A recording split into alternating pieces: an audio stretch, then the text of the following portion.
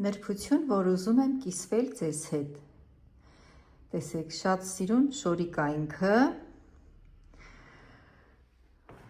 Այս հատվածը, կորսետի հատվածը, մի քիչ ավելի մեծ չափսի համար է արված։ Ես իրան պետք է փոքրացնեմ այս ներսի հատվածից։ Ուրեմն կորսետի համար տեղադրված այս ձողիկը այսքան պետք է պակասեցնեմ, շատ նրբորեն քանդելով, ձևը ամբողջությամբ պահպանվելու է, հաճախորդուհուս հագը ես արդեն այդպես որոշել եմ, որ երբ որ այս հատվածից այսքան փոքրանում է, ինքը բնականաբար այս դարսերը իջնելու է ներքև ու նորից նույն ձևի հավաքելու եմ ես իրան։ Առհասարակ ոչ մի բարդություն չկա։ Ինքը ուղղակի այս փոսիկները շատ մեծ էին իր հագը, երբ որ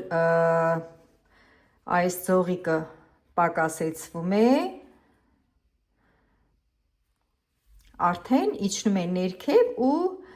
հասնում է ցանկալի չափի, ձևը նույնությամբ պահպանվելու է։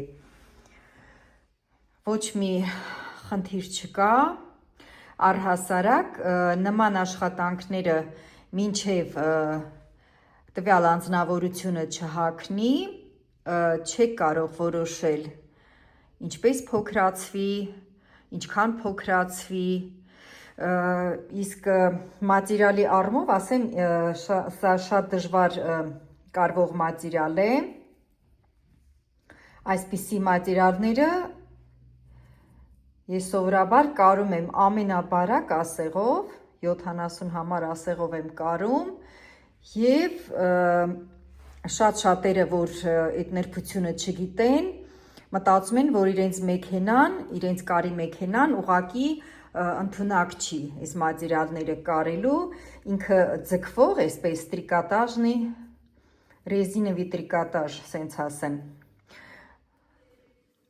Շատ իր այդ ռեզինային մասը շատ է։